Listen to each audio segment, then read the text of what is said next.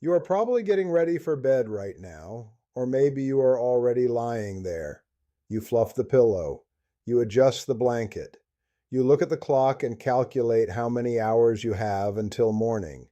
You close your eyes, trusting that your body knows exactly what to do. You have done this thousands of times. Sleep is supposed to be the safest part of our day. It is the time when the doors are locked, the house is quiet, and the world stops demanding things from us. But if you have crossed that 60-year mark like I have, what happens in the dark of that bedroom might not be the peaceful rest you think it is. Every year, a staggering number of folks our age go to sleep and suffer a heart event or a stroke before the sun comes up. They do not feel a sudden pain. There is no warning, just silence. And the hardest part for me to accept, the thing that keeps me talking to you like this, is that it usually is not just bad genetics or terrible luck. It is often tied directly to things they did right before turning out the light, things they thought were completely harmless. I am not a doctor. I spent my life in community health education, translating the complicated medical terms that doctors use into plain language that folks in my neighborhood could actually understand and put to use. I grew up in Columbus, Ohio, in a house where my father worked a manufacturing job for decades. He was a man who ignored the check engine light on his own body until the engine just gave out. I saw that happen too many times. Now I am 81 years old, living out here in Scottsdale, Arizona. A few years back, right around when I turned 78, my own dashboard lights started flashing. My blood pressure, which had always been as steady as a rock, started bouncing around. I was waking up feeling like I had just worked a full shift. That was when I started having some very long, very serious conversations with my son Daniel, who is a physical therapist up in Denver, and my daughter Laura, who works as a registered nurse in Phoenix. What they explained to me and what I spent the next several months reading about in every medical journal I could get my hands on changed entirely how I view the last 2 hours of my day. Think of your body like one of those heavy-duty industrial machines my father used to operate. During the day, that machine runs hot. The gears are turning, the pressure is high, it is burning fuel and doing the heavy lifting. But you cannot run a machine like that at maximum capacity 24 hours a day. It needs a cooling off period. The factory shuts it down, the pressure is bled off the valves, and the system resets. The human body has the exact same engineering. When you sleep, your blood pressure is supposed to drop naturally. Your heart rate is supposed to slow down to a steady, quiet idle. Your brain even has a system that flushes out the toxic waste that builds up while you are awake. But when we get older, the parts are a little more worn. The pipes are not as flexible. And if we do things that interrupt that cooling off period, we force our heart to run at daytime pressure while we are unconscious. That brings me to the first thing I had to change. For a long time, especially after my wife Margaret passed away in 2019, my evenings lost their structure. I would end up eating my main meal at 8 or 9 o'clock at night. I figured I was just having dinner. But Laura sat me down one afternoon and explained the mechanics of it. When you put a heavy meal into your stomach late at night, your digestive system demands a massive supply of blood to process that food. Your heart, which is trying to shift into its nighttime idle, suddenly gets a work order demanding it pump harder and faster to send blood down to your stomach and intestines. Your metabolism fires up. The heat rises. You are effectively putting your foot on the gas pedal at the exact moment you are trying to turn the key off. I had a neighbor back in Ohio who used to eat heavy meat and potatoes right before bed. He always said a full stomach put him to sleep. But over the years, that constant late-night demand forced his heart to work overtime every single night. Eventually, his heart just could not keep up the double duty. Late digestion also spikes the triglycerides in your blood and creates inflammation in the arteries. On top of that, lying flat with a full stomach pushes acid up. which can irritate the vagus nerve in your chest and trigger dangerous heart rhythms. Once I understood that, I moved my dinner to 6 o'clock. I keep it light. I want my heart to have absolutely nothing to do at night, except the bare minimum required to keep me breathing. As I got my evening routine sorted out, another piece of the puzzle fell into place during a phone call with Laura. We were talking about my blood pressure medications. Like a lot of folks our age, I take a little something to keep the numbers where they need to be. I had fallen into the habit of just taking my pills whenever I remembered them. Sometimes in the morning, sometimes with lunch, sometimes I would skip a day if I felt fine. I treated it like a casual suggestion. Laura asked me about my timing, and when I told her, it got very quiet on her end of the line. She explained that blood pressure has a daily rhythm. In younger folks, it dips down safely at night, but in older adults, that natural dip often disappears. Sometimes the pressure actually rises in the dark. If you are inconsistent with your medication, or if you take it at the wrong time of day, you leave your system completely unguarded during the night. The pressure inside your arteries builds up silently while you are asleep. Think about the old plumbing in a house. If the water pressure spikes in the middle of the night when no one is watching, it is going to find the weakest joint in the pipe and burst.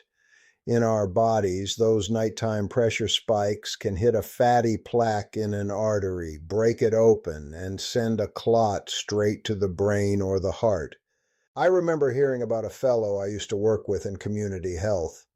He hated taking pills and would often forget them several days a week. One night, that silent pressure built up, and he suffered a massive stroke. He survived, but he lost his mobility. It was a harsh lesson. Taking your medication exactly when your doctor tells you to is not just a chore to check off a list. It is the installation of a pressure valve that protects your pipes while you sleep. I do not mess around with that anymore. But even if your stomach is empty and your medication is on schedule, there is a mechanical issue that catches a lot of folks off guard. It has to do with how air gets into the engine. Out here in Arizona, the air is dry, and I started noticing that my sleep was not restful. I was waking up feeling exhausted, like I'd been digging a ditch all night. Daniel came down to visit, and one morning he mentioned that he could hear me struggling to breathe from the guest room. He was talking about sleep apnea. A lot of people brush it off as just snoring. They think it is just a noise that bothers the person in the next bed. But mechanically, it is a crisis. When the tissues in your throat relax too much, the airway closes. You stop breathing, sometimes for 10 seconds, sometimes for 30. When that happens, the oxygen level in your blood plummets. Your brain realizes the engine is suffocating, so it hits the panic button. It dumps a massive dose of stress hormones into your bloodstream to shock you awake just enough to take a breath. Your heart rate skyrockets. Your blood pressure shoots through the roof. Imagine driving a car and slamming on the brakes, then flooring the gas pedal, then slamming the brakes again, hundreds of times in a row. That is what sleep apnea does to your cardiovascular system. It completely destroys the resting phase. The strain on the heart muscle is immense. It triples the risk of a nighttime heart attack. I realized that my airway was collapsing when I slept flat on my back. It was like putting a kink in a garden hose. I changed how I sleep. I got a firm pillow that keeps me on my side, keeping that pipe open so the oxygen flows steadily all night long. The difference in my energy the next day was undeniable, but more importantly, I stopped torturing my heart in my sleep.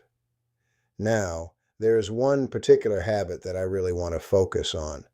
This is the thing I wanted to get to, the one that worries me the most, because so many of us do it intentionally, thinking we are being smart. It is the central piece of this whole puzzle. As we get older, we try to solve problems with practical fixes. One of the biggest annoyances of getting older is having to wake up and walk to the bathroom at 2 in the morning. So, what do? We stop drinking water after 4 or 5 in the afternoon. We go to bed thirsty on purpose, trading hydration for uninterrupted sleep. On the surface, that sounds like a reasonable compromise. But from a biological standpoint, going to bed dehydrated is one of the most dangerous things you can do to your circulatory system after age 60. Our sensation of thirst gets duller as we age. We often do not even realize we are dry. But while you are asleep, you are still breathing. You are still sweating, even if just a little. You are constantly losing moisture. If you start the night already low on water, your body has to pull fluid from wherever it can to keep the vital systems running, and it pulls it from your bloodstream. Let us go back to the engine metaphor. When you are properly hydrated, your blood is like fresh, clean, thin motor oil. It flows easily through the tightest spaces, lubricating the engine effortlessly. But when you are dehydrated, your blood becomes thick. It becomes like sludge. It moves sluggishly. And thick, slow-moving blood is exactly what forms clots. Now combine that thick blood with what naturally happens when you sleep. Your heart rate slows down to rest. The pumping action is not as forceful. If your blood is thick and your pump is slow, the circulation to your brain and your heart can drop to dangerously low levels. This is the perfect storm for a stroke. The blood just pools and clots in a narrowed artery. I had a buddy from my days serving briefly in the National Guard. He was a tough guy, proud of his discipline. He used to brag that he never drank a drop of liquid after dinner so he could sleep straight through till dawn. One morning, his wife found him unresponsive. He had suffered a stroke in his sleep. The doctors found that his blood was incredibly concentrated. The lack of water was the final factor that allowed a clot to form and block a cerebral artery. His practical trick to avoid the bathroom cost him his independence.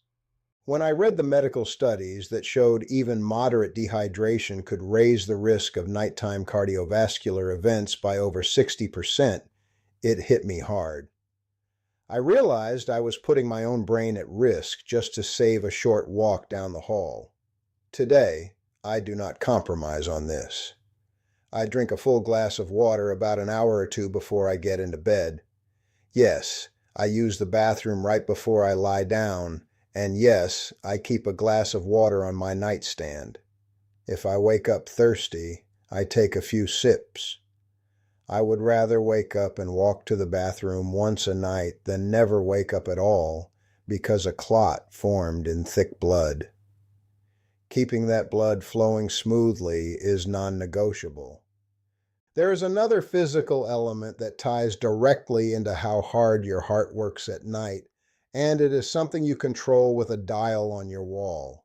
Here in the Arizona desert, managing the heat is a full-time job. But I learned that the temperature of the room you sleep in is not just about comfort.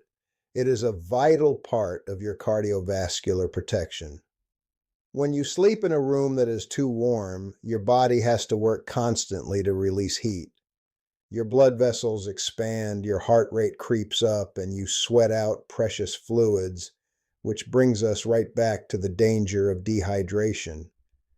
You're forcing the engine to run the cooling fan all night long. The stress on the cardiovascular system remains elevated instead of dropping into that safe repair mode. On the flip side, trying to freeze yourself out is just as bad. When the air is too cold, your blood vessels constrict to conserve heat. It makes the pipes narrower. Your heart then has to pump harder to push the blood through those tightened vessels. If you already have stiff arteries from a lifetime of wear and tear, that cold air creates a resistance that can trigger a crisis.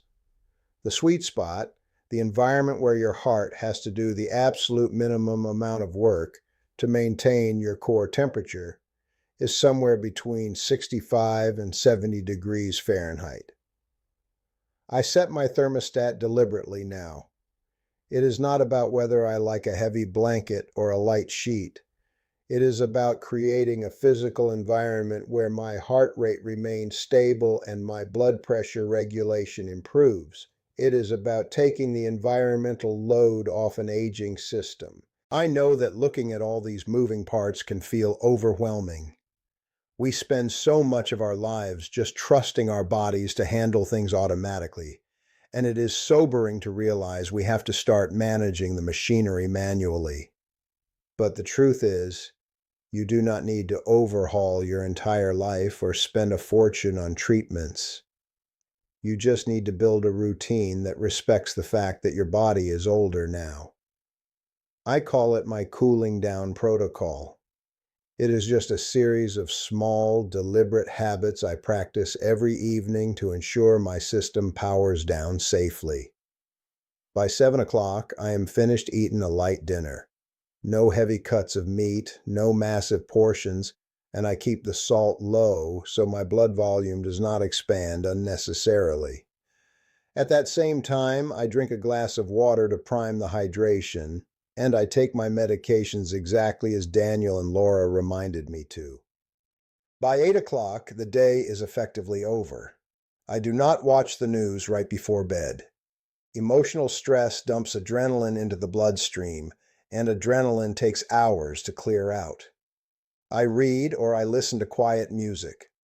I let the nervous system know that the shift is over. Around 9, I make sure the thermostat is set correctly. I put my glass of water by the bed. By 9:30, I empty my bladder one last time, brush my teeth, and arrange my firm pillow so I can sleep on my side. If I do wake up in the dark, I do not jump out of bed. Your blood pressure needs a moment to adjust to gravity. I sit on the edge of the mattress for 10 seconds. I take a small sip of water. I stand up slowly. It is a quiet, steady rhythm. What you do in those hours before sleep determines whether your body uses the night to heal you or to fight against you. The things we talked about today, the heavy dinners, the skipped pills, the blocked airways, the thick dehydrated blood, and the extreme room temperatures, they all do the same thing. They force an older heart to work an emergency shift in the dark. The fact that you are listening to this means you care about your independence. After 60, the small things are the ones that matter most. The body does not ask twice in the same way. Do not wait to feel something wrong before you act. The independence you value so much is protected in these quiet, daily choices. What you ignore today can limit you tomorrow. But the good news is that you have complete control over this. You can change your dinner time tonight. You can drink that glass of water tonight. Your heart has worked tirelessly for you for decades without asking for a single day off. It is time to make sure it gets the rest it deserves. I will be sitting right here next time we talk. Take care of yourself.